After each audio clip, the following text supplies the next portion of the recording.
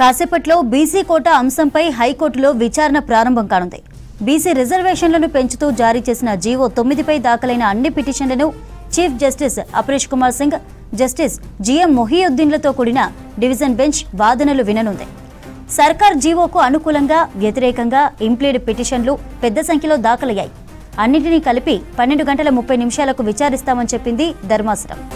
స్థానిక సంస్థల ఎన్నికల్లో బీసీ రిజర్వేషన్ల పిటిషన్ అంశం ఉదయం హైకోర్టు ముందుకు వచ్చింది.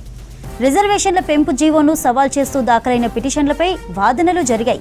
సుప్రీంకోర్టులో వాదనల అంశంపై ప్రశ్నించారు. హైకోర్టు సీజే రిజర్వేషన్ల అంశాన్ని హైకోర్టులోనే తేల్చుకోవాలని సుప్రీంకోర్టు పిటిషన్లు డిస్మిస్ చేసిందని గుర్తు చేశారు ఏజీ. మధ్యాహ్నం 12:30కు విచారిస్తామని చెప్పింది హైకోర్టు. అన్ని పిటిషన్లను కలిపి ఒకేసారి విచారించనుంది.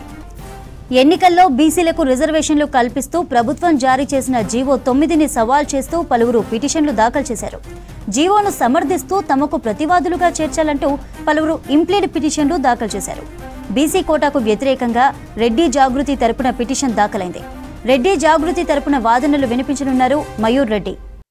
ఈ రోజు యావత్తు తెలంగాణ సమాజం హైకోర్టు వైపుకు చూస్తుందంటే సమాజంలో రాజకీయంగా, సామాజికంగా, ఆర్థికంగా వెనుకబాటుతనంతో ఉన్నటువంటి సమాజానికి పంచాయతీరాజ్ ఎన్నికల్లో కొద్దిపాటు అవకాశం ఇచ్చేందుకు రిజర్వేషన్ సౌకర్యం కల్పిస్తూ 42% రిజర్వేషన్తో స్థానిక సంస్థల ఎన్నికల కోసం రాష్ట్ర ప్రభుత్వం ఇచ్చినటువంటి జీవో నెంబర్ MS-9కు సంబంధించి ఈరోజు విచారణను జరగబోతుంది. అయితే ఉదయం ఈ విచారణ జరుగుతున్నటువంటి సమయంలో సర్వోన్నత న్యాయస్థానం 3 ప్రశ్నలు సంధించడం జరిగింది. ఒకటి, సుప్రీంకోర్టులో ఉన్నటువంటి కేసు యొక్క పరిస్థితి వివరాల గురించి అడిగి తెలుసుకోవడం జరిగింది. అందుకు అభిషేక్ సింఘ్వి గారు సీనియర్ కౌన్సిల్ ఫ్రమ్ ఢిల్లీ వారు వర్చువల్లో హాజరవుతూ వాళ్ళు ఒక విషయాన్ని చెప్పడం జరిగింది. Absolutely dismissed by the honourable supreme court అని చెప్పడం జరిగింది. ఏజీ గారిని ఒక విషయం అడిగారు, ఇందులో మీరేమైనా కౌంటర్ వేయబోతున్నారా అని. నో అని చెప్పడం జరిగింది. అయితే ఇందులో ఇంప్లీడ్ అయ్యేందుకు పెటిషనర్స్ 28 మెంబర్స్ పెటిషనర్స్ ఇంప్లీడ్ అయ్యేటటువంటి ఇంప్లీడర్స్ ఉన్నారు. ఆ పెటిషన్స్ కూడా ఈరోజు కోర్టు ముందు ఉన్నాయి. ఇవాళ మార్నింగ్ జరిగినటువంటి తొలి ఈ కేసును స్వీకరిస్తున్నటువంటి సందర్భంలోనే హైకోర్టు వారు ఇందులో 3 ప్రశ్నలు సంధించి తర్వాత 12 నుంచి 12:30 మధ్యలో ఈ కేసును వింటామని చెప్పడం జరిగింది. అయితే 28 మంది ఇంప్లీడ్ పెటిషన్స్ కూడా ఉన్నాయి. వాటిని వినాలనేటటువంటిది మేమందరం కూడా కౌన్సిల్స్గా కోర్టు వారిని విన్నవించబోతున్నాం. అదేవిధంగా రిజర్వేషన్ ఏదైతే నా ఎంపెరికల్ డాటాతో రిజర్వేషన్ని ఇవ్వడం జరిగిందో ఆల్రెడీ షెడ్యూల్ ఇవ్వడం జరిగింది ఎలక్షన్ కమిషన్ అని చెప్పి ఏజీ గారు కూడా కోర్టు దృష్టికి తీసుకురావడం జరిగింది. కోర్టు వారి దృష్టికి ఈ షెడ్యూల్ ఇవ్వడం జరిగింది, ఎన్నికల షెడ్యూల్ ఇవ్వడం జరిగిందని చెప్పడంతో కోర్టు వారు ఈ విషయాన్ని పూర్తిగా విన్న తర్వాతనే 12:30 తర్వాత ఈ కేసుకు సంబంధించినటువంటి ఆర్డర్లు ఏమైనా ఇచ్చే అవకాశం ఉంది. మా యొక్క విజ్ఞప్తి ఏంటంటే యావత్తు సమాజం 42% కోరుకుంటుంది. ఈ విషయంలో ప్రభుత్వం కూడా వారి యొక్క వాదనలు గట్టిగా వినిపించాలని మరోసారి విజ్ఞప్తి చేస్తున్నాం. ఇంద్రాసాని కేసులో కానీ, కృష్ణమూర్తి కేసులో కానీ అదే సుప్రీంకోర్టు ఒక మాట చెప్పింది. ఈ రిజర్వేషన్లు బీసీలకు 27, 25, 24 ఇస్తారు కదా, దీనికి కూడా శాస్త్రీయమైనటువంటి ఎంపారికల్ డాటా లేదు, ఎలాంటి ఆధారాలు లేవు. కాబట్టి ఈ రిజర్వేషన్లు ఎట్లిస్తున్నారు, మీరు ఎప్పటికైనా బీసీ కుల గణాంకాలు తీయండి, కులగణన ద్వారా వచ్చినటువంటి బీసీ గణాంకాలు తీయండి. ఒకవేళ బీసీలకు విద్యా, ఉద్యోగ, రాజకీయ రంగంలో సామాజిక రాజకీయ వెనుకబాటుతనం ఉంటే దాని ఆధారంగా రిజర్వేషన్లు పెంచుకోవచ్చని తీర్పిచ్చింది, ఒక మాట చెప్పింది. ఆ మాటను రిజర్వేషన్ వ్యతిరేకులు ఎప్పుడు కూడా చెప్పడం లేదు. ఎంతసేపు ఇంద్రాసాని కేసు 50% దాటొద్దు. నేను అంటున్నా, అసలు రాజ్యాంగంలోనే అంబేద్కర్ రాసినప్పుడు మొదటి పేజీలోనే, రాజ్యాంగం మొదటి పేజీలోనే ఆ పీఠిక చదవండి ఒకసారి. రిజర్వేషన్ వ్యతిరేకులకు నేను చెప్తున్నా, ఈ దేశంలో అంబేద్కర్ గారు చెప్పాడు, రాజకీయ సమానత్వం, ఆర్థిక సమానత్వం, అదేవిధంగా సామాజిక సమానత్వం రావాలి ఈ రాజ్యాంగం వల్ల అన్నాడు. ఇవాళ రాజకీయ సమానత్వం రావడానికే జీవో నెంబర్ 9 విడుదల చేసింది.